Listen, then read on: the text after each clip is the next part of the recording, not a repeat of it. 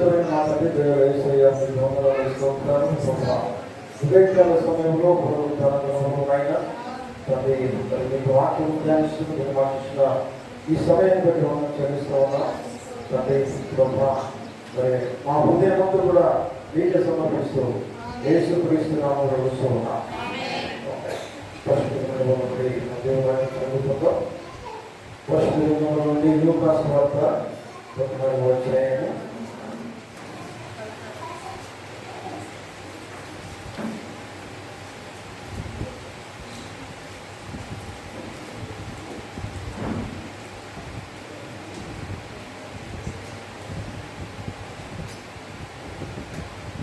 15వ వచనం నుండి చదువుకుందాం.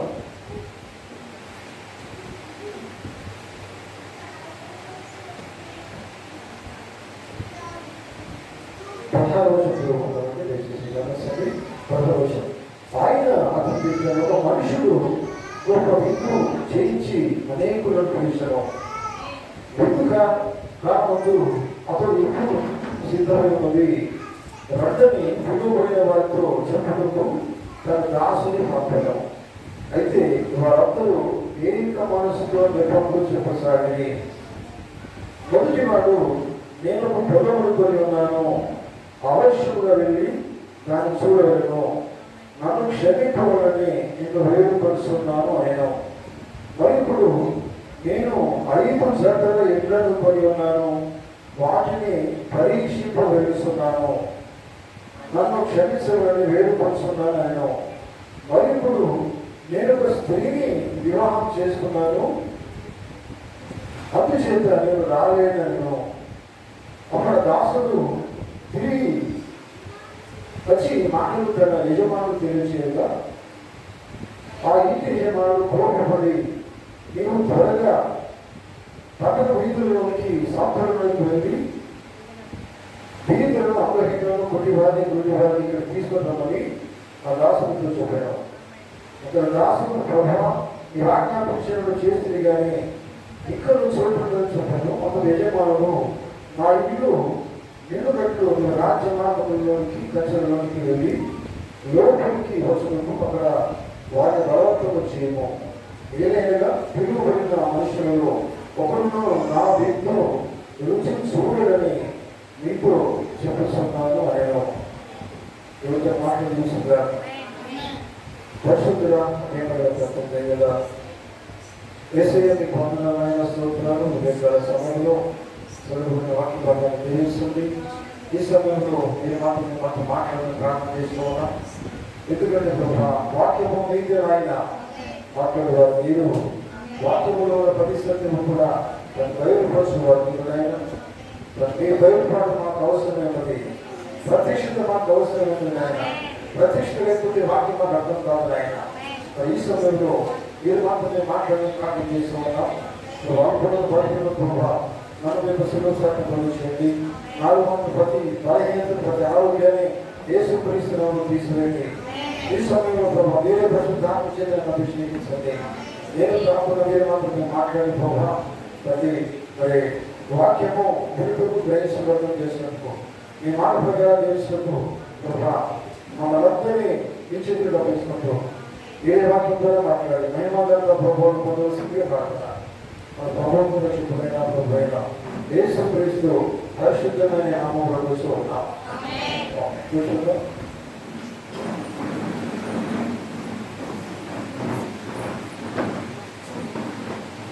క్రీస్తునందు ప్రియమైన దేవుని బిడ్డలారా, అందరికీ ప్రభువైన యేసుక్రీస్తు నామములో హృదయపూర్వక శుభములు కలుగుగాక. ఆమేన్. దేవుని మనందరికీ కూడా దీవించుగాక. ఆమేన్. పోయిన వారము మనము ధ్యానం చేసిన వర్తమానాన్ని మనం కంటిన్యూషన్లో ఈరోజు ధ్యానం చేస్తున్నాం. అదే వర్తమానం ఏంటంటే నీ జీవితము సువార్తకు యోగ్యమైనదిగా తగినట్టుగా ఉన్నదా? ఆమేన్. ఎవరి జీవితము? నీ జీవితం కాదు, ప్రతి ఒక్కరు నా జీవితం అర్థం చేసుకోవాలి. వాటి మంది కోసమైనా మాట్లాడుతున్నాను. ఈ వర్తమానము ప్రతి ఒక్కరికి మనకు అవసరమైనది. హల్లెలూయా. జాగ్రత్త ఏంటంటే ఎందుకంటే పోయినాడు మన జీవితము దేవుడికి ఇష్టమైనది ఉండమని ఉండాలని దేవుడు కోరుకుంటాడు. తగినట్టుగా దేవుడికి సువార్త అంటే దేవుడి వాక్యమే కదా. దేవుడి వాక్యంలో తగినట్టుగా మన జీవితం ఉండాలి. హల్లెలూయా. దేవుడి పిల్లలు ఎవరైతే ఉన్నారో వారందరూ కూడా నిజంగా దేవుడి వాక్యము తగినట్టుగానే జీవిస్తారు. అది దేవుడు ఇష్టపడుతున్నాడు, దేవుడు కోరుతున్నాడు. హల్లెలూయా. హల్లెలూయా. దేవుడికి స్తోత్రం కలుగుగాక. వీళ్ళగా పోయిన వారము మనము నేర్చుకున్న విషయాలు నేను మళ్ళీ చెప్పట్లేదు. ఎందుకంటే నేపథ్యంలో చెప్పేవారు, సాపులు చెప్పేవారు కదా. ఒక విందు ఉన్నది. ఆ విందు విషయం వాడు ఏం చేసినాడు, ఆ విందుకు పిలిచాడు. ఎందుకంటే విందు వచ్చి విందు పాల్గొనండి, భోజనం చేయండి అని పిలిచాడు. ఎందుకంటే మాత్రం చాలా మంది చేసినారు. ఏం చేసినారు అంటే సాపులు చెప్పారు. అర్థమవుతుందా? నేపథ్యం చెప్పారు. హల్లెలూయా. హల్లెలూయా. హల్లెలూయా. దేవుడికి స్తోత్రం. అయితే నేపథ్యంలో ప్రతి కాలంలో కూడా చెప్పినట్టున్నారు. అది విషయాన్ని మనం తెలుసుకున్నాం. నోవు కాలంలో ఉన్నారు. హల్లెలూయా. అర్థమవుతుందా? ప్రతి కాలంలో నేపాలు చెప్పే వాళ్ళు ఉన్నారు. కానీ చివరికి ఆ వాక్యమును విని ఆ విందులో పాల్గొన్న వారు కూడా ఉన్నారు. ఎంతమంది ఉన్నారు? చాలా తక్కువ మంది ఉన్నారు. హల్లెలూయా. దేవుడికి స్తోత్రం కలుగుగాక. దేవుడు బిడ్డలారా చాలా జాగ్రత్తగా ఉంది. ఎందుకంటే ఈ నిర్భముల గురించి మన పిల్లలు మనం కొన్ని విషయాలు విన్నాం. ఎందుకంటే ఈ నిర్భములు సాకులు చెప్పేవారు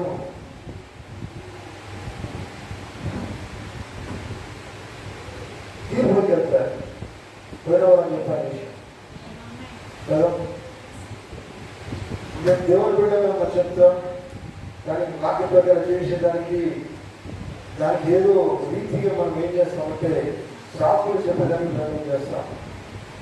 కానీ ఒకటి వారు నిజంగా దేవుడి పిల్లలు కాదు. వారు దేవుడి నుండి మరి దూరం చేరుకుంటారు. ఒక ఎడబాటు కలిగి ఉంటారు. ఒక వ్యక్తిగా ఎడబాటు కలిగి ఉంటారు. హల్లెలూయా. దేవుడి స్తోత్రం కలుగుగాక. హల్లెలూయా. ప్రియులారా మరి గమనించండి. పాత నిబంధనలో ఒక విషయము దేవుడు మాట్లాడుతుంటాడు. పాత నిబంధనలో ఎటువంటి మరి సునాద సంవత్సరం అనేది ఉంటాడు. అంటున్నారు చెరువు లేని దాకా అందులో జాగ్రత్త. సునాద సంవత్సరం ఉంటుంది. సునాద సంవత్సరం అంటే ఎట్లా పని ఏంటంటే సునాదం అనే శబ్దం. ఎక్కడారా ఎక్కడారా ఒక శబ్దము వినపడగానే వాళ్ళు ఏం చేయాలంటే బానిసలు ఉన్న వాళ్ళందరూ కూడా ఆ బానిసత్వం నుంచి బయటికి వెళ్ళిపోవాలా. ఎప్పుడైతే ఆ శబ్దం వినపడుతుందో ఆ సునాదం వినపడుతుందో వాళ్ళు బయటికి తప్పకుండా వెళ్ళవలసిన దానికి దేవుడు ఒక స్వరం ఇచ్చాడు, శబ్దం ఇచ్చాడు. ఆమేన్. హల్లెలూయా. అయితే ఆ సునాదము శబ్దం విని కూడా నువ్వు బయటికి పోలేదంటే అయితే ఎల్లకాలం అక్కడిని బందీగా ఉండవలసి వస్తుంది. చూడండి, నువ్వు వెళ్ళడం ఇష్టపడకపోతే ఆ శబ్దానికి నువ్వు లోపడకపోతే శబ్దం విని బయటికి రాకపోతే అప్పుడు ఏమైతుందని పిల్లలు చూడండి, నువ్వు బానిసమైపోతావు. నీ చెవులకి ఏం చేస్తారట, ఇనుప పోగులతో గుర్తిస్తారు. ఆ గుర్తు ఏంటంటే నువ్వు జీవితాంతం నువ్వు బానిసగానే ఉండాలి. నీకు ఎన్ని శబ్దాలు వచ్చినా నువ్వు పోయేది లేదు. ఇక నీకు ఒకసారి అవకాశం ఉంది. ఆమేన్. అర్థమవుతుందా? ఒకసారి నీకు అవకాశం ఉంది. సునాద సంవత్సరం ఉంది. సునాద సంవత్సరంలో అంటే ఒక స్వరం వినబడుతుంది. అప్పుడు నువ్వేం చేయాలా? బయటికి రావాలా. ఆమేన్. ఎట్లున్నారా? ఎప్పుడైతే ఆ స్వరము శబ్దం వింటావో బానిసలుగా ఉన్న ప్రతి వారు కూడా ఆ శబ్దం విని బయటికి రావాలా. నువ్వు వినట్లు అక్కడే ఉన్నావు. నేను వినలేదండి, నాకు వేరే పని లేదని చెప్తే అట్లాగే నీకు ఒక ముద్ర పడుతుంది. ఆ ముద్ర జీవితాంతం అక్కడే ఉండాలి. అర్థమవుతుందా? ఆమె ఏంటి అర్థం చెప్తున్నారా? ఒక ఇనుప పొగతో ఏం చేస్తాడ? చెవికి ఒక హోల్ చేస్తాడు. ఎటున్నారా? ఒక ఇనుప పొగు దాంతో ఏం చేస్తారంటే ఇక ఒక గుర్తు, ఈ గుర్తు లేకపోతే ఏం చేయాలంటే అతను ఇక్కడే ఉండాలి. ఇది దాంతో అన్యాయం ఏంటిది? బాలిసే నుంచి బయటికి వెళ్ళమని చెప్పేదానికి ఏంటిది? శబ్దం. చూడండి, ఆ గుర్తు నేను కలిగి ఉన్నా అంటే అక్కడికి ఉంటాను అది పెడితే ఎట్లా అందుకనే బాగుంటాడు. ఇక తర్వాత ఎన్ని సునాదాలు నీకు వచ్చినా కానీ ఆ వ్యక్తికి విడుదల ఎప్పటికీ లేదు. అర్థమవుతుందా? జీవితంలో ఎన్ని సునాదాలు వచ్చినా కానీ ఆమెను ఏదైతే నీకు ఇక్కడ ముద్ర పెట్టలేవు. నీకు ఎంతే నువ్వు బయటకి ఇచ్చేది లేదు. అర్థమవుతుందా? ఎంతమంది అర్థమవుతుంది? ఆమె అర్థమవుతుందా? చూడండి, ఆ గుర్తు నీకు వచ్చిందండి. ఒక్కసారి నువ్వు వాక్యం వింటే వెడలో ఏం చేయాలి?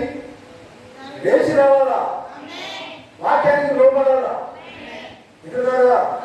నువ్వు ఇంకా అక్కడే ఉంటా లేదు, నేను తర్వాత నాకు వీలు కాదు కదా, నాకు వేరే పని ఉన్నది, నాకు ఏమాత్రం వీలు కాదండి, నా సొంత పని ఉన్నది, అప్పుడు నీకు ముద్ర పడిపోతుంది. అయిపోయింది ఈ పని. వింటున్నారా? ఆమె దేవుడు పిల్లరా గమనించండి. ఆత్మీయంగా మన జీవితానికి దాన్ని మనం పోల్చుకోవాలి. దేవుని స్వరం ఎన్నోసార్లు దేవుడితో మాట్లాడుతుంటాడు. ఆమె కానీ అది తెలిసి కూడా నువ్వేం చేస్తున్నావు అంటే నీ పని మీదనే, నీ ఆలోచన మీదనే ఉంటున్నావు, నడుస్తున్నావు, తెలుస్తున్నావు. కానీ మరి ఏమవుతుందండి? నీ ఆలోచన నీ పని మీద ఉంటే నీకు నిత్య జీవం లేదు. ఆమె హల్లెలూయా. వింటున్నారా? నిత్య జీవం కావాలనుకున్న వాళ్ళకి తప్పకుండా ఏం చేయాలి? ఏమేమి చేయాలంటే ఆ సున్నాదం అంటే వాక్యం వినాలా, వాక్యం విని బయటికి రావాలా. హల్లెలూయా. దేవుడికి స్తోత్రం కలుగుగాక. ఆమేన్. ఎప్పుడైతే సునాదం వినబడుతుందో నీ జీవితంలో ఎప్పుడోసారి సునాదం వింటావు, వాక్యం వింటావు, విన్న తర్వాత ఏం చేయాలి? తప్పకుండా ఆ బందీకారంగా ఉన్న దానికి బయటికి రావాలి. ఆమేన్. హల్లెలూయా. చూడండి పిల్లలు, కనుక నిత్య జీవనంలో మనం వారసులకు కావాలంటే ఏం చేయాలా? ఏం చేయాలి చెప్పండి? సత్యములకు, సత్యం అనేది వాక్యమే. సత్యము నీకు విన్నావు, వాక్యం నీకు నిలబడింది. నిలబడిన తర్వాత ఏం చేయాలి? దాన్ని వెంబడించాలి. వాక్యం వినాలి, వెంబడించాలా. హల్లెలూయా. చూడండి, అది తెలిసి కూడా నువ్వు నిరాకరిస్తే, జాగ్రత్త. వాక్యము తెలిసి కూడా, శబ్దము తెలిసి కూడా, స్వరం తెలిసి కూడా నిరాకరిస్తే నీవు మృగం యొక్క ముద్రలో ఉన్నావు. ఆమె మృగం అంటే తెలుసా? ఏ ముద్రది?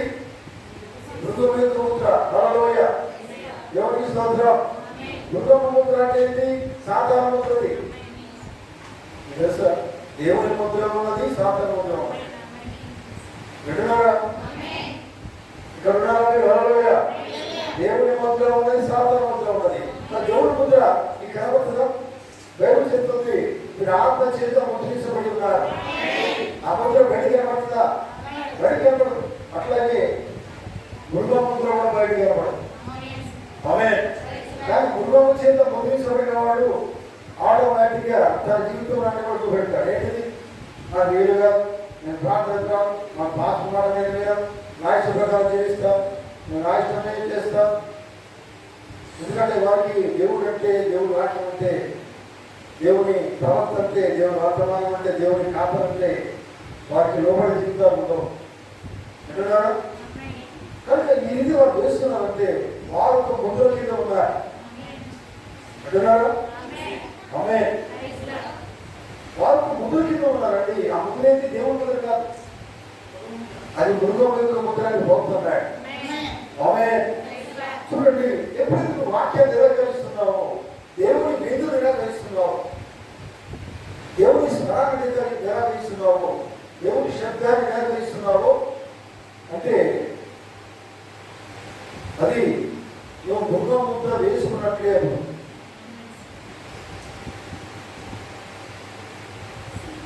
దేవుని ముద్ర కావాలా, మన మృగ ముద్ర కావాలని చెప్పండి. సాధారణ ముద్ర అంటే మనం దేవుని దగ్గరికి రావాల్సిన అవసరం లేదండి. ఈ లోకంలో హాయిగా జీవిస్తాం. నేను ఎవరేమన్నా, నీ పాత్రుడు ఏమని, దేవుడు ఏమన్నాడు, ఎవరేమన్నాడు, నీ ఇష్టంలో చేయవచ్చు, లోకం అందమంతా నీలో ఉంచుకోవచ్చు. నీ పాత్రలో నీకు అవసరం ఏం చెప్పని నీకు గతించడం. కానీ దేవుని చేత ముద్రించబడితే అప్పుడు నీకు దేవుడు ప్రవక్త కాదు అవసరం. లేకపోతే నీకు అవసరం లేదు. చూడండి వీళ్ళారా, అందుకే యుగ ముద్ర అది ఇప్పుడు కాదు, ఎప్పుడో అది ఆరంభమైందండి. ఎప్పుడో. ఎందుకంటే యుగ ముద్ర అనేది నువ్వు దేవుడి సరిగ్గా పెద్ద రావు. దేవుడి కంటే లోకానికి దేవుడికి ప్రధాన స్థానం ఇస్తావు. అది నువ్వు దేవుడి ముద్ర కింద అంటే యుగం యొక్క ముద్ర కింద రావు. అవే కదా ఇక్కడ మనం చూస్తున్నప్పుడు కదా, మనం చూస్తున్న వాక్యంలో ఆయన అందరినీ ఆహ్వానిస్తున్నాడు కదా. అందరినీ రమ్మన్నాడు, అందరినీ పిలిచాడు. కానీ పిలువబడిన వారు ఏం చేస్తున్నారు? సాగు పెడుతున్నారు, నిర్మాణం పెడుతున్నారు కదా. ఒక ఆయన అంటాడు, నేను 2 ఒప్పుకున్నాను అంటాడా, 5 చేతులు 2 ఒప్పుకున్నాను అంటాడు కదా. నాకు చాలా బిజీ అని నేను. ఇంకా ఆయన ఉంటాడు, పొలం కొనుక్కున్నాను. ఇంకొక ఆయన ఉంటాడు, నేను స్త్రీని వివాహం చేసుకున్నాను కదా. స్త్రీ అంటే సంఘం, సంఘానికి కూడిక. ఆమె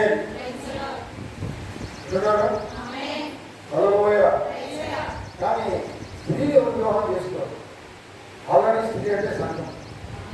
వివాహం చేసుకునే ఎవరిని కన్యం చేసుకుంటారు, వధువులు చేసుకుంటారు. ఆల్రెడీ స్త్రీ కదా. నేను ఒక సంఘంలో ఉన్నానంటే, నేను ఒక శాఖలో ఉన్నాను, ఇంకో దేవులో ఉన్నాను, నాకే బిజీ. ఇంకో సంఘాలు శాఖలు కావాల్సింది దేవుడి స్వరం కావాలా, దేవుడి వాక్యం కావాలా. ఆమె చూడండి, అన్ని యుగాలలో మరి దేవుడు తన వెలుగును పంపిస్తూ ఉన్నాడు. గతంలో ప్రతి కాలంలో దేవుడు వెలుగును పంపిస్తున్నాడు. ఇక్కడ ప్రతి కాలంలో దేవుడు వెలుగున్నది, ప్రతి కాలంలో వాక్యం ఉన్నది, ప్రతి కాలంలో వర్తమానిస్తున్నాడు, ప్రతి కాలంలో దేవుడి వర్తమానం ఉంది. కానీ దాన్ని గ్రహించుకోలేదు, దాన్ని వివరించడం లేదు. పిలుస్తున్నాడు ఆయన, కానీ రావట్లేదు. కానీ చూడండి, ప్రతి కాలంలో పిలుస్తూనే ఉన్నాడు, కానీ వారు తొలి గడిస్తూనే ఉన్నారు. చూడండి, వచ్చిన వారు కూడా ఉన్నారండి, చాలా తక్కువ మంది ఉన్నారు. ఇప్పుడు యేసు ప్రభు కాలంలో యేసు ప్రభు దగ్గరికి వచ్చిన వాళ్ళు ఎంతమంది? ఎంతమంది వచ్చారు? అందరూ చాలా ఎంతో మంది ఉన్నారు. ఎంతో మంది జనాలు వచ్చారు, రోగాలకు వచ్చారు, స్వస్థత పొందుతున్నారు. కానీ వాళ్ళందరూ ఆయన విమర్శలే. ఆయన విమర్శారా? లేదు. ఆయన విమర్శలు ఎంత ఉంది? లెక్కబెట్టే సంఖ్యలో ఉన్నారు. కానీ స్వస్థత పొందుతున్న వాళ్ళు చాలా మంది ఉన్నారు. ఆమె బాగుపడ్డారు చాలా మంది. ఇక్కడ దేవుని బాగుపడ్డ వాళ్ళు ఏం చేయాలి? దేవునితో దేవుడు బాగా చేశాడండి. కొంతమంది స్వస్థత పొందుతుంటారు, బాగా జీవితం బాగా అంటారు, అంత బాగా ఉంటే నా దేవుడు సరికి రాదు. దేవుడు చాలా మంచోడండి. నువ్వు చెప్పేది మంచోడాలి, నువ్వు చుట్టూ దేవుడు మంచోడే, నువ్వు అంగీకరిస్తున్నా దేవుడు మంచోడే. హల్లెలూయా. నీకు అర్థం చేసుకుంటే మంచిగా, నువ్వు కూడా మంచిగానే ఉండవు కదా.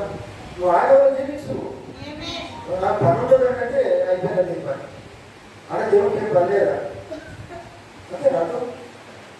మనం ఏం చెప్తామండి, ఒక ఆయన అంటాడు మన సంగతి కావాలనుకుంటారు నాకు ఏది పని అందుకే నేను బుధవారం రా. ఒక ఆయన అంటాడు, ఒక సహోదరి అంటుంది భయం అంటే భయం రాత్రి వేళ నాకు దయ్యం పడుతుంది అవునా. రకరకాలుగా చెప్పుకోవాల్సి చెప్పుడు దానికి ఎన్నిసార్లు చెప్పాలి. కానీ ఇక్కడ చెప్పడం ఏంటంటే దేవునికి ఇంపార్టెన్స్ ఇవ్వరు, సొంత పండుగ ఇంపార్టెన్స్ ఇస్తారు, ప్రథమ స్థానం వారి పండుగ ఇస్తారు. నాకు పని ఉన్నది, నాకు పైసలు వచ్చే డబ్బులు వచ్చే పని ఉంది, ఏదో పండుగ చెప్తారు. అది సరైనది కాదు. విన్నారు ఎప్పుడు చెప్పమని దేవుడు చెప్పట్లే, వాళ్ళు చెప్తున్నారు. ఎదురు రండి, వాక్యము వినండి, దేవుడు వాక్యమే రండి, తినండి, బలం పొందుకోండి. ఒక దినాన్ని నాతో మీరు జీవిస్తారు, నాతో పాటు ఎంతకాలం ఉంటారు అని దేవుడు అనుభవిస్తున్నారు. నేను తీసేది వాక్యం దాన్ని బలం పొందుకోవాలని ఆమె చూడండి. అందుకే చూడండి దేవుడు ప్రతి కాలంలో ఆహ్వానిస్తున్నాడు.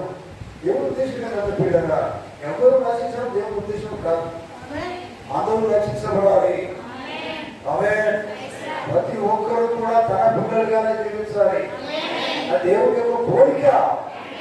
కానీ మన కోరిక ఏంటంటే మన ఇష్టమైనట్టుగా జీవించాలా, లోకంలో ఉన్నట్టుగా జీవించాలా, ఇది మన ఆలోచన. కానీ దేవుడు ఆలోచన వేరు. ఆమె ఆలోచన పిల్లలు చూడండి. జాగ్రత్త ఆదివారం క్రైస్తవుల సంఘంలో దేవుడు పిల్లరా జాగ్రత్త వినండి, దేవుడు వాళ్ళు ఎదుర్కొన్న వల్ల జరుగుతుందండి. చూడండి ఆదివారం క్రైస్తవుడు ఆదివారంలో వస్తుంది. ఎవరు వస్తాడు? ఆదివారంలో వస్తాడు. ఆదివారంలో సంఘానికి ఇక్కడ కూర్చుంటాడు తెలుసా, మూల కూర్చుంటాడు. ఎక్కడో మూలం, ఎవరు కూర్చున్నారు మూలం. అందుకనే చాలా కూర్చోబెట్టాయి, ఎక్కడ మొదలు కూర్చుంటాయి. అదే అయితే చూడండి, ఎప్పుడో వీలైనప్పుడు వస్తాడు. కానీ వీలైనప్పుడు దేవుడు పెట్టి తయారుతారు. వాళ్ళు ఏమవుతారండి, వాళ్ళు డిసిషన్స్ లాగుంటారు, సంతోషులు లాగుంటారు. వాళ్ళు దేవుడి సంతోషులు కాదు, దేవుడి సంఘ సభ్యులు కూడా కాదు, దానికి సంబంధం కూడా లేదు. అలా వీలైనప్పుడు ఏంటండి, వీలైనప్పుడు రాకండి అని దేవుడు చెప్పలే, దేవుడు చేసుకుని రావాలని చెప్పాడు. ఆమె చూడండి ఆదివారం క్రైస్తవుడు ఏం చేస్తాడంటే ఆదివారం దేవుడు సంఘానికి వస్తాడు, మూల కూర్చుంటాడు. చూడండి ఎవరనుకుంటాడు తెలుసా, నేను చాలా ప్రాముఖ్యమైన మనిషి అనుకుంటాడు, నేను చాలా ప్రాముఖ్యమైన వాడు. తర్వాత సంఘంలో నేను చాలా పనులు చేశాను కదా, నేను అది చేయించాను, ఇది చేయించాను, ఇది చేశాను, ఇది చేశాను, అంతా నేనే చేశాను. అందుకే నాకు వీళ్ళు కానీ పోలీసులు వస్తాను, నేనేది పని చేస్తూనే ఉన్నాను అనుకుంటాడు. అర్థమవుతుందా? ఆమె చూస్తుంటాడు. చూడండి అయితే ఆయన అనుకుంటాడు, నేను సంఘంలో ఈ పని చేశాను, ఆ పని చేశాను, ఈ పని చేశాను. ఈ పనులు కాదు, దేవుడి కోసం జీవించి అదే పడమని పని చేయాలి. ఈ పనులను చేసే పని కూడా అసలు దేవుడికి ఇష్టంగా చేయొచ్చు, ఏ పని అవసరం లేదు. ఆమె అయితే ఏం చేశాడు అంటే సింపుల్ ఏం చేస్తాడు పిల్లగా, సోమవారం నుంచి శనివారం దాకా తన సొంత పనులే చేసుకుంటాడు, లోక కార్యాలు చేసుకుంటాడు, లోకంలో బిజీ అయిపోతాడు. అర్థమవుతుందా? ఎందుకంటే సొంత పనులు ఉంటాయి, ఆ పనులను మిగిలిపోతాడు. మళ్ళీ రాడిగా మరి ఎవరు ఒకవేళ వాళ్ళ సంఘాన్ని గతించినప్పుడు ఇంకా అసలేగా మొదలే నన్ను ముంచే అంటాడు. నేను ఎన్ని ముంచే అంటాడు వాక్యం కదా, వాక్యం మీ కోసం నాకు మందుల కోసం కదా, ప్రతి ఒక్కరి కోసం నేను వాక్యము ఆ గురించే మాట్లాడతానని అనుకుంటే ఖచ్చితంగా నీ గురించే మాట్లాడుతున్నాడు. నేను సరిగా ఏమంటే గురించి మాట్లాడుతున్నాడు. అందుకనే ఎప్పుడు ఒకసారి చూస్తున్నావు, ఏదో మూడే చూస్తున్నావు, అది సరైనది కాదు. అప్పుడు దేవుడి బిడ్డ కానే కాదు, దేవుడి జ్ఞానం కూడా నువ్వు లేవు. ఆమె చూడండి కనుక అది సరి అయిన జీవితం కాదు అని దేవుడు కోరుకుంటాడు. అందుకనే మనం ఎప్పుడో ఒకసారి వచ్చిపోయినా ఆది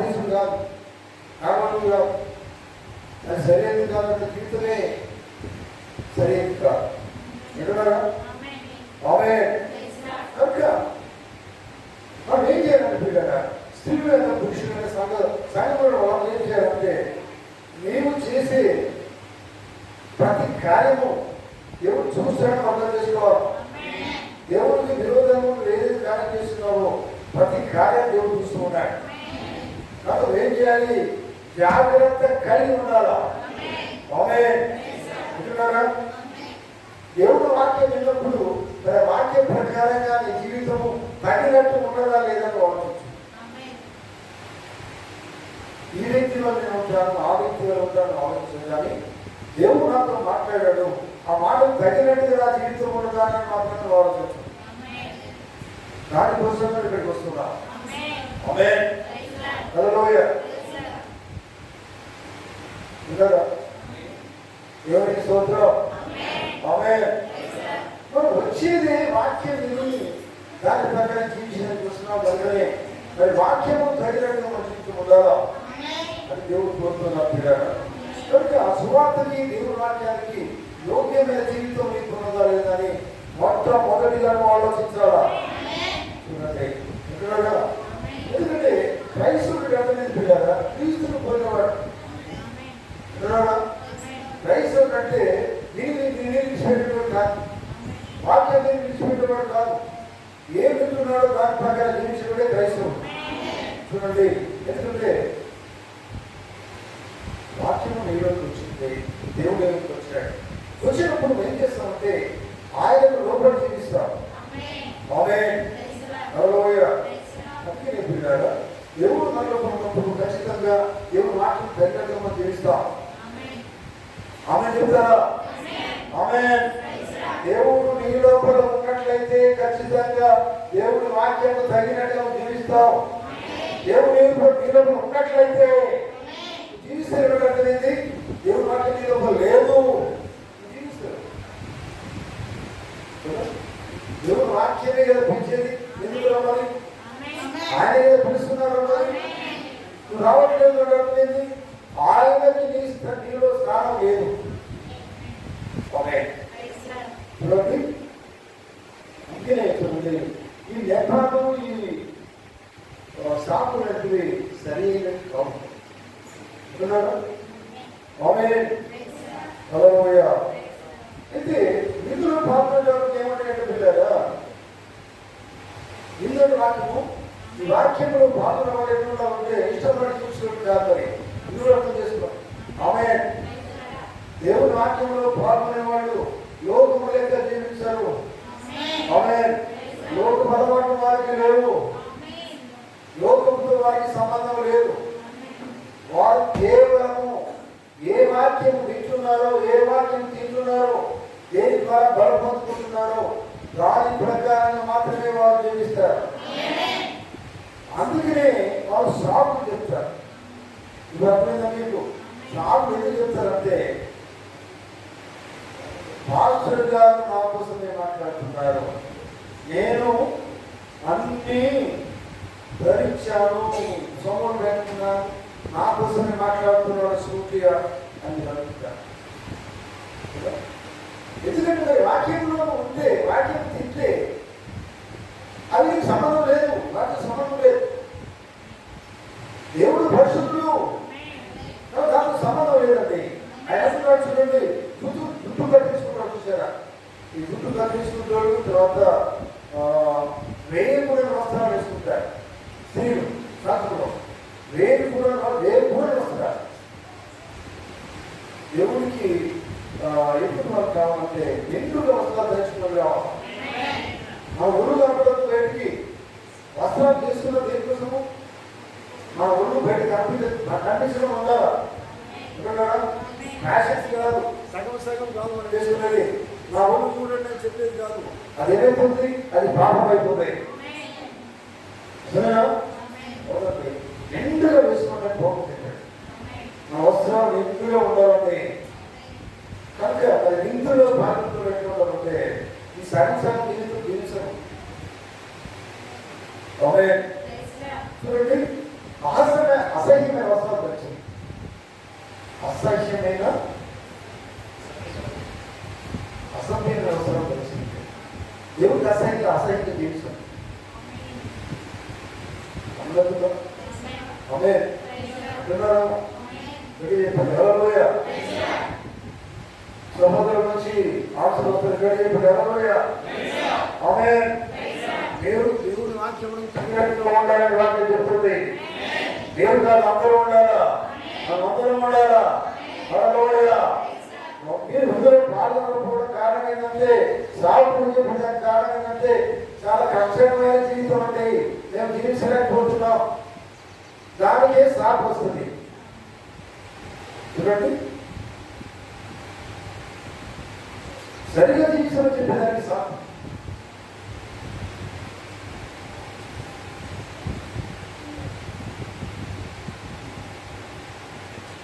దేవుడి వాక్యము చెబుతున్నప్పుడు వాక్యమును తిరస్కరించేవారు దేవుడి వాక్యానికి అర్హులు కాదు. దేవుని సువార్తకి వారికి యోగ్యత లేదు.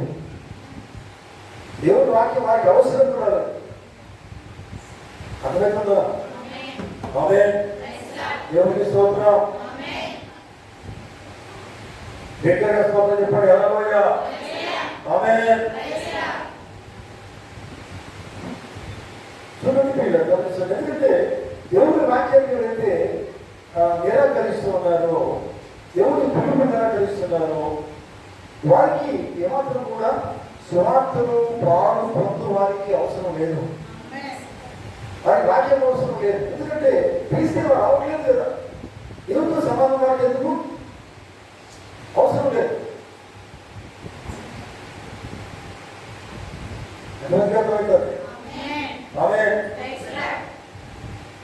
హల్లెలూయా. ఎందుకంటే బైబిల్లో సువార్తకి యోగ్యమైన జీవితంగా పొందుతున్న వాడు చాలా మంది ఉన్నారు. సువార్తకి తగినట్టుగా జీవించిన వాడు చాలా మంది ఉన్నారు. అర్థమవుతుందా? వింటున్నారా? వింటున్నారా? హల్లెలూయా. సువార్తకి యోగ్యమైన వాళ్ళు కొంతమంది ఉన్నారు బైబిల్లో కదా. వారు పరిశుద్ధులే కదా. వారు ప్రవక్తలు ఉన్నారు, పరిశుద్ధులు ఉన్నారు. ఆమేన్. వారు కేవలం సువార్తకు తగినట్టుగా జీవించిన వారు. ఎప్పుడైతే సువార్తకు తగినట్టుగా జీవిస్తామో లోకము నీకు దూరంగా ఉంటాం. లోకం నీకు దూరం అవుతుంది. ఆమేన్. లోకస్తులు దూరంగా అయిపోతారు, కానీ దేవుడికి చాలా దగ్గర అవుతాం. దేవుడికి సంబంధం. ఆమేన్. హల్లెలూయా. బైబిల్లో సువార్తకు యోగ్యమైన కలిగిన వారిలో పౌలు ఉన్నాడండి. విన్నారా? పౌలు గురించి అందరూ కూడా తెలుసు. హల్లెలూయా. సువార్తకి దేవుని వాక్యాన్ని యోగ్యమైన జీవితం కలిగిన వాడు ఎవరు? పరిశుద్ధుడైన పౌలు. అప్పుడు సౌలుగా జీవించిన వాడు, లోకరీతిగా జీవించిన వాడు, చాలా సంపాదన కలిగిన వాడు, విద్య కలిగిన వాడు, అనేకమైన విద్య నేర్చుకున్నాడు, పండితుడు సౌలు. వింటున్నారా? వింటున్నారా? హల్లెలూయా. హల్లెలూయా. కానీ అనేకమైన విద్యలు కలిగి దేవుడి దగ్గరికి అవసరమైన విద్యలు, అవి దేవుడు ఇష్టపడేవి కావు, అవి లోకానికి సంబంధించినవి. ఆమేన్. హల్లెలూయా. ఎప్పుడైతే దేవుడు సౌలుగా ఉన్న పౌలును ఆహ్వానించాడో, పిలిచాడు, ఏం తెలుసా? ఎక్కడ పిలిచాడు దేవుడు సౌలు? దమస్కు మార్గంలో పిలిచాడు. ఆమేన్. హల్లెలూయా. హల్లెలూయా. దమస్కు మార్గంలో సౌలు దేవుడు పిలిచాడు. ఎందుకు పిలిచాడు?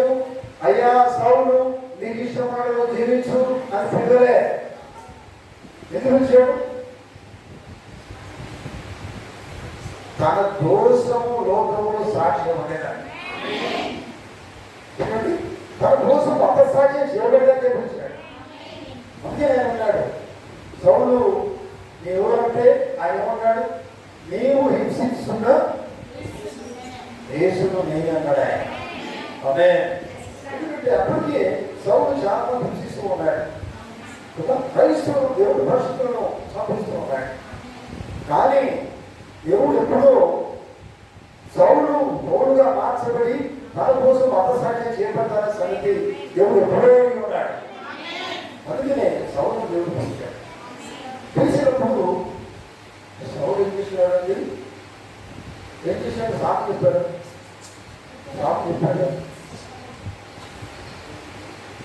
చూడండి, దేవుడి స్వరం ఏం మాట్లాడిందో, దేవుడు ఏం మాట్లాడాడో ఆ మాటను జాగ్రత్తగా విన్నాడు.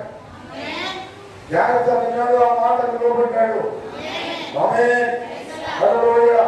దేవుడి మాట ఏమో జాగ్రత్త వింటావో, ఆ మాటకు లోబడతావో దేవుడు నిన్ను వాడుకుంటాడు. మొట్టమొదటి దేవుడి మాటను విను, ఆయన మాటకు లోబడు. అది చాలా కఠినంగా ఉన్నప్పుడు లేదు, కానీ నువ్వు ఆ మాట మాత్రం లోబడు.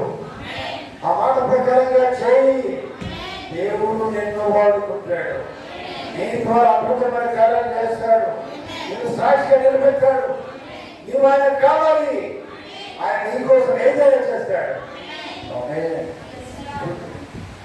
సౌలు దేవుడు పిలిచాడు, పౌలుగా మార్చుకున్నాడు. మార్చబడిన తర్వాత పౌలు ఇచ్చాడు, లోకానికి తగ్గట్టుగా జీవించలేదు. ఓ దేవుని స్తోత్ర. ఎవరి తగిన జీవించాడంటే ఆయన దేవుడి వాక్యానికి తగినట్టుగా జీవించాడు. ఎప్పుడైతే సౌలు నుంచి పౌలుగా మార్చబడ్డాడో, దేవుడు సౌలును పిలిచాడు, పౌలుగా మార్చబడ్డాడో, అప్పటి నుండి వాక్యములకు తగినట్టుగానే జీవించాడు. వాక్యం కోసము నిలబడ్డాడు. వాక్యం కోసం కష్టాలు పడ్డాడు. వాక్యం కోసం ఆహారం లేకుండా పర్వాలేదు.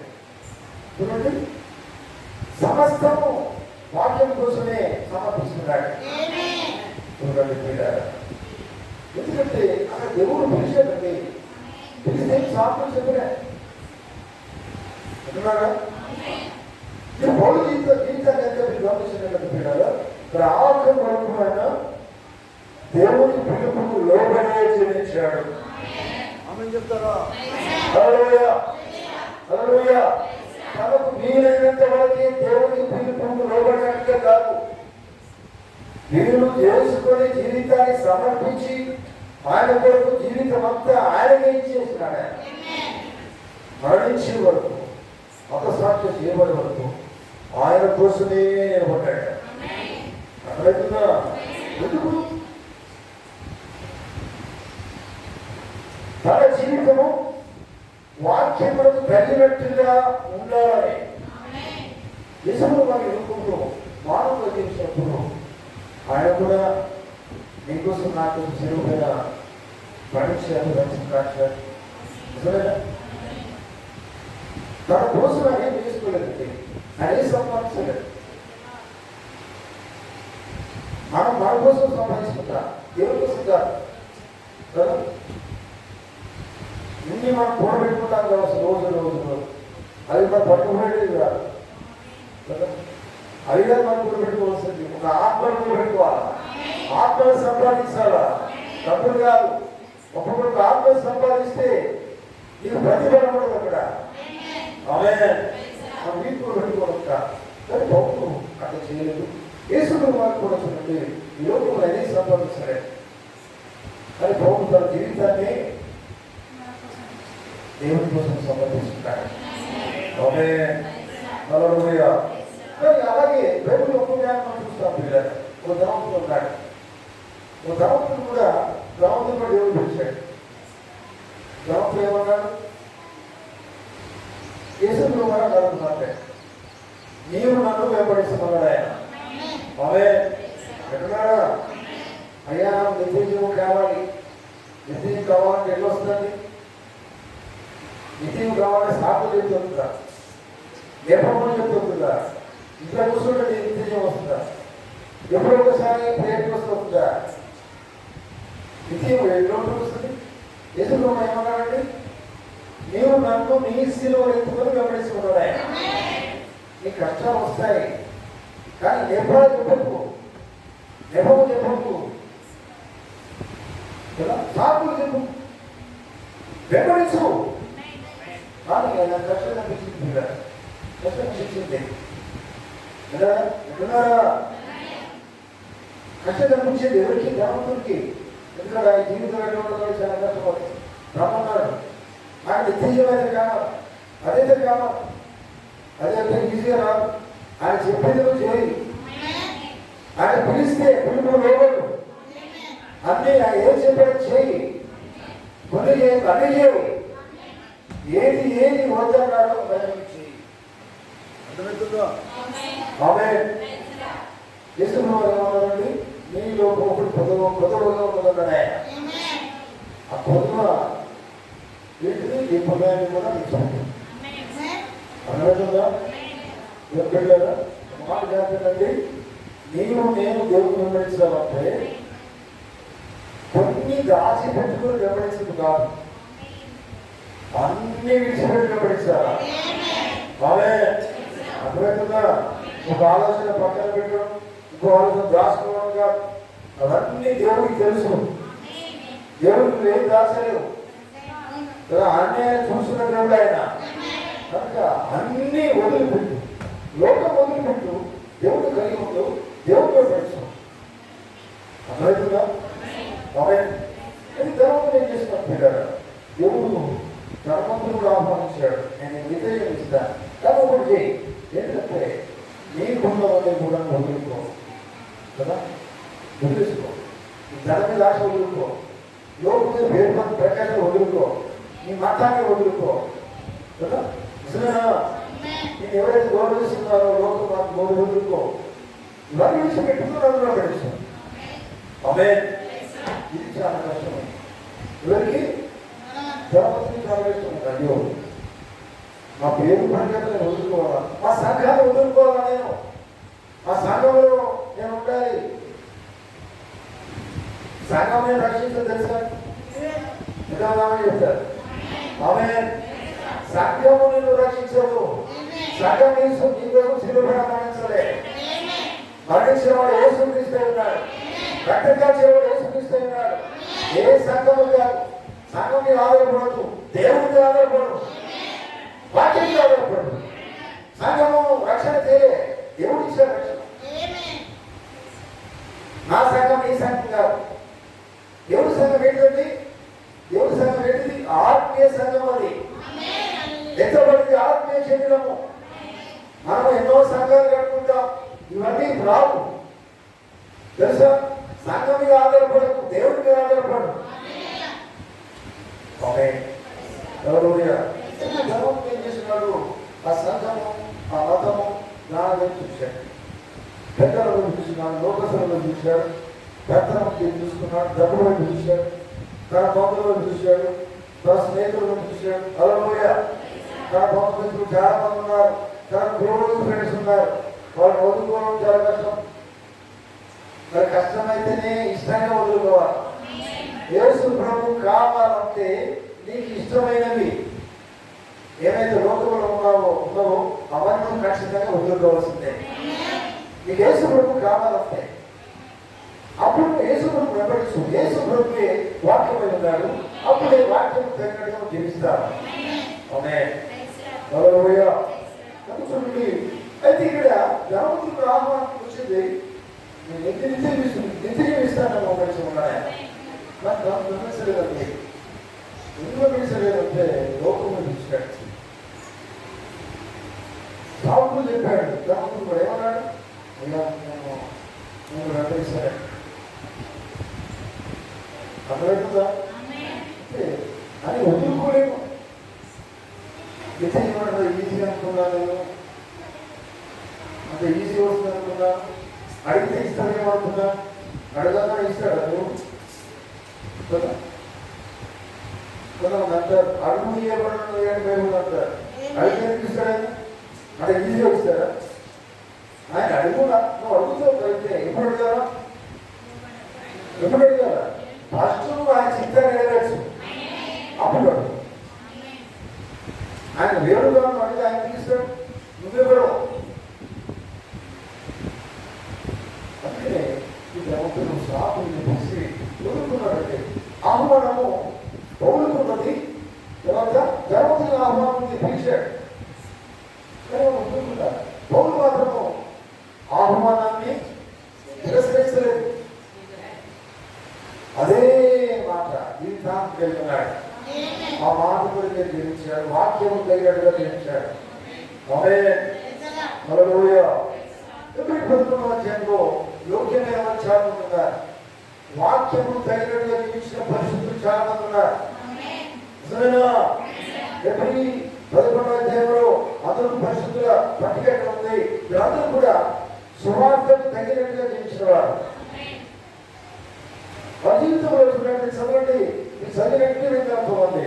11వ అధ్యాయంలో వారు ఎట్లా జీవించారు, ఎన్ని కష్టాలు పడ్డారు, ఎన్ని మరణాలు పడ్డారు, అవన్నీ అందులో ఉంటాయి. వీటిని అవసరం ఉంటాయి. హల్లెలూయా. దేవుడి స్తోత్రం. చూడండి, జీవితాన్ని త్యాగం చేశాడు దేవుడి కోసం. మనము దేవుడికి ఏం త్యాగం చేస్తున్నామంటే సమయం కూడా ఇస్తాను కదా, ఆరాధన సమయం కూడా త్యాగం చేశారు. 10 కావాలంటే 11:30 12 వస్తాం కదా. త్యాగం అంటే అది రాదు,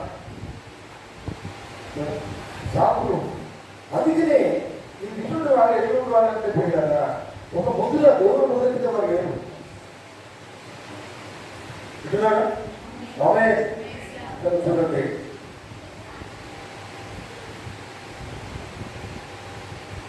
యోగ్యమైన జీవితము మనం జీవించాలంటే జాగ్రత్త. ఈ పొజిషన్ రాసుకోండి, లోకం. ఆమేన్. నీ జీవితంలో యోగ్యమైన జీవితము, దేవుడి ఇష్టమైన జీవితము నువ్వు జీవించాలంటే చూడండి, క్రీస్తును ఆయన వాక్యము పరిపూర్ణంగా నీ యందు జీవించినట్లుగా నీవు అనుమతించాలి. ఆమేన్. దేవుడి వాక్యం నీలో జీవించేందుకు నువ్వు ఏమియాలా? పర్మిషన్ ఇవ్వాలా, అనుమతించాలి. మాట ఆమేన్. దేవుడి వాక్యం జీవించడానికి ఏం చేయాలా? అనుమతి ఇవ్వాలి. అప్పుడు అనుమతి ఏంటి చెప్పాలా? ఇక్కడ జీవించాలి, కష్టం ఉంది, అయిపోయాయి, అనుమతి ఇవ్వాలి. అనుమతి ఇవ్వలేదు. దేవుడు వాక్యం ఎలా ఉంటుంది? ఇది కష్టంగా ఉంటుంది, అనుమతి ఇవ్వం. అందుకే దేవుడి వాక్యము తగినట్టుగా జీవించాలంటే దేవుడి వాక్యము పరిపూర్ణంగా నీ యందు ఆయన వాక్యము జీవించేటట్టుగా అనుమతించాలి. అప్పుడు నువ్వు ఆయన వాక్యం కోసము జీవిస్తావు.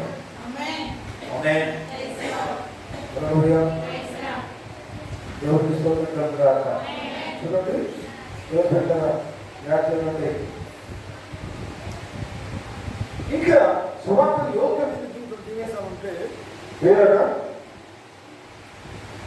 ఏకైక మార్గం ఏంటంటే సువార్తనే ఏకైక మార్గం.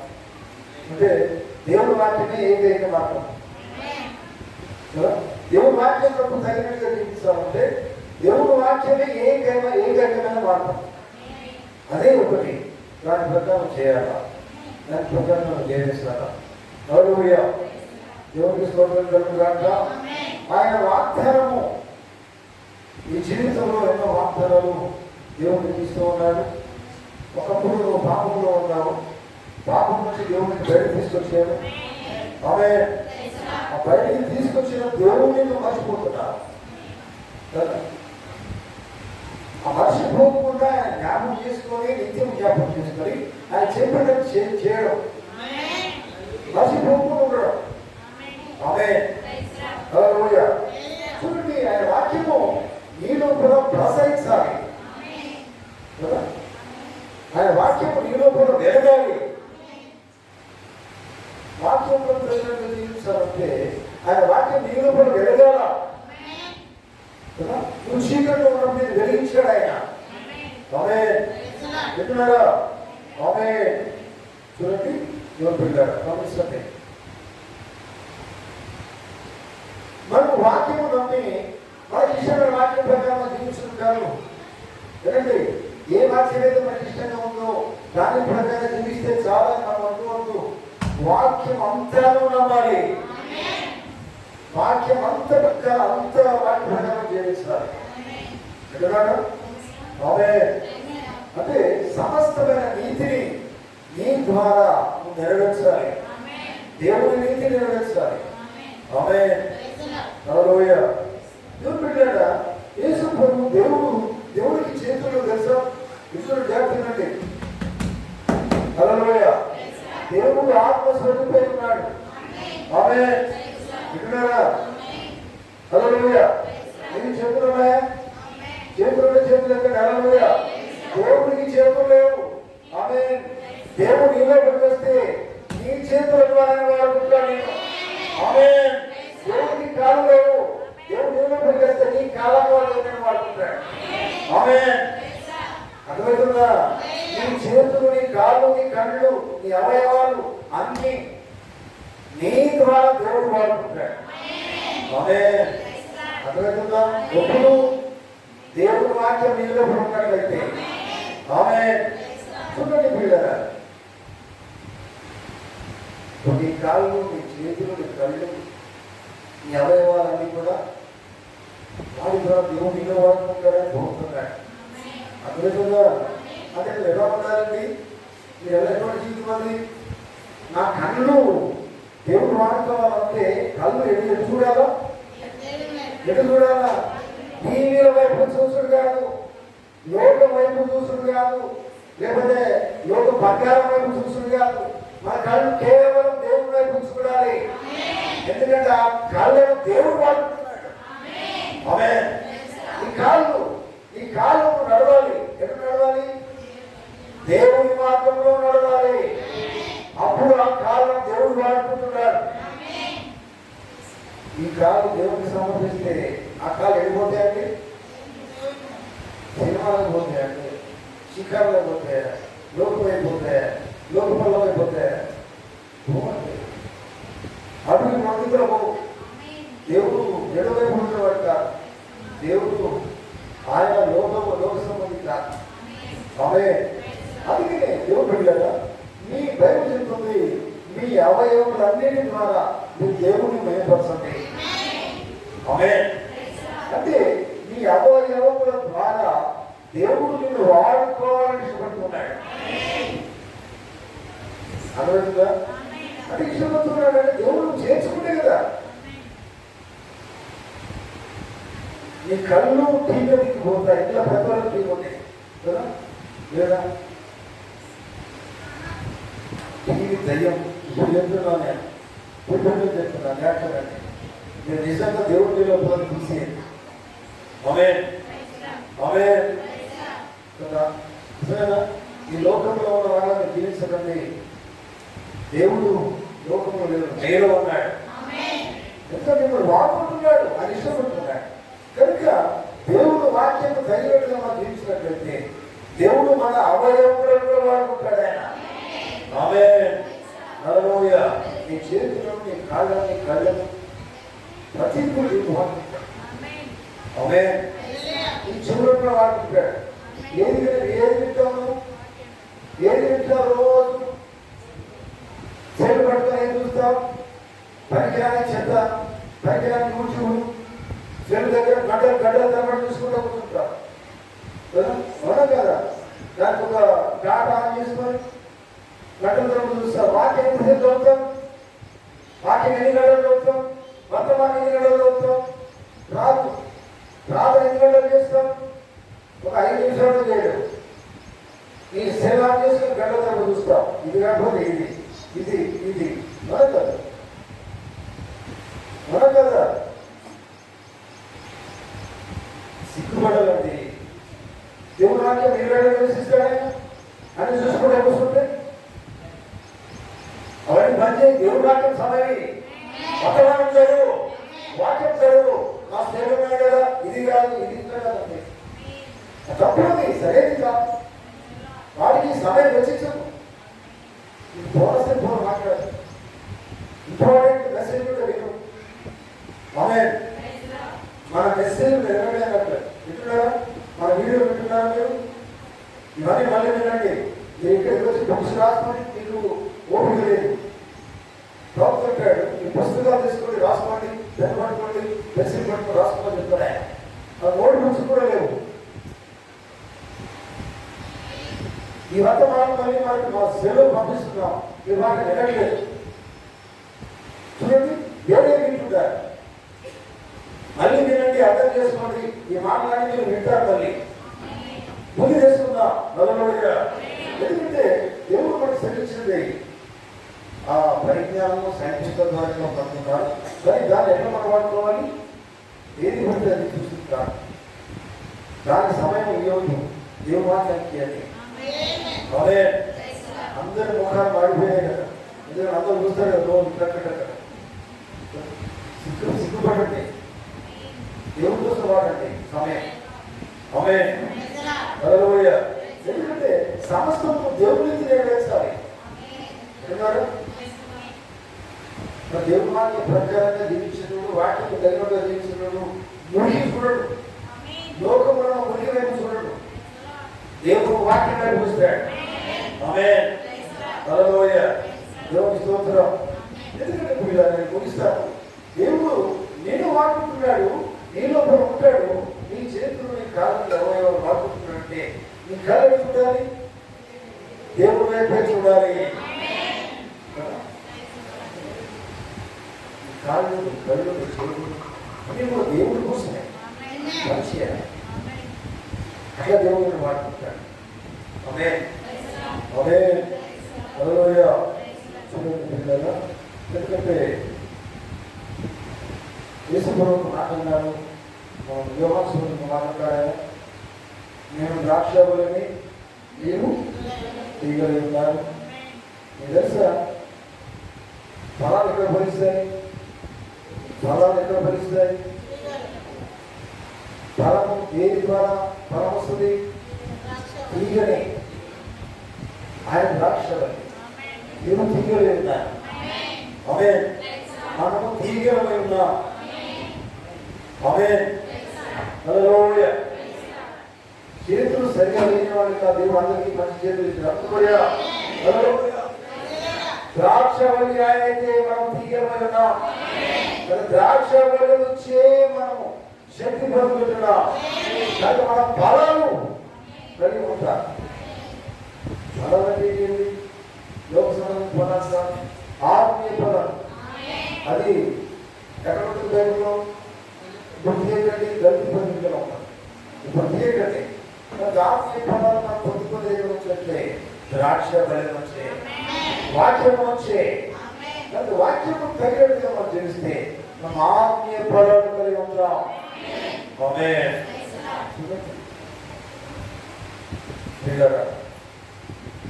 అందుకే యేసుప్రభువు అంటారు, నేను నిజమైన ద్రాక్ష బలిని. అయితే మీరు ఉన్నారు, అబద్ధపు తీగలై ఉన్నారు కాదు, నిజమైన తీగలై ఉన్నారు. ఆమేన్. నిజమైన ద్రాక్ష. నేను యేసుక్రీస్తుడై ఉన్నాను, దేవుడై ఉన్నాను, వాక్యమై ఉన్నాను. మీరు కూడా వాక్యము నుంచే ఫలాన్ని పొందుకుంటారు. వాక్యము లాగా చూపిస్తారు. అర్థమవుతుందా? సూర్యుడు గురించి బైబిల్ చెప్తుంది, చంద్రుడి గురించి బైబిల్ చెప్తుంది. సూర్యుడు వెలుగై ఉన్నాడు, సూర్యుడు కూడా వెలుగే కదా. సూర్యుడు లేనప్పుడు ఆ వెలుగు ప్రసరింపజేసేది అంటే చంద్రుడు. ఆమె చెప్తారా? సూర్యుడిలో ఉన్న వెలుగు ఎక్కడ వచ్చిందంటే చంద్రుడిలో వచ్చింది. మీకు తెలుసా? సూర్యుడు యేసుక్రీస్తు ఉన్నాడు, చంద్రుడు ఆయన భార్య ఉన్నది, చంద్రుడు ఆయన సంఘమై ఉన్నది. కనుక వెలుగు ఫలిస్తుంది, వెలుగు తెలుసు పెడుతుంది. అర్థమవుతుందా? సూర్యుడు క్రీస్తు ఎక్కడ ఉన్నాడు? మరొకరు ఉన్నాడు. క్రీస్తు నీలోపల ఉన్నాడు, నీలోపల అందరిలో ఉన్నాడు. అయితే నీలో ఏం కనిపించాలా? వెలుగు కనిపించాలి. అంటే వాక్యం కనిపించాలి. వాక్యం తగినట్టుగా జీవితం కనిపించాలా? చూడండి, వెలుగు నీలోపల ఫలిస్తుంది, వాక్యం నీలోపల ఫలిస్తూ. ఆమేన్. హల్లెలూయా. హల్లెలూయా.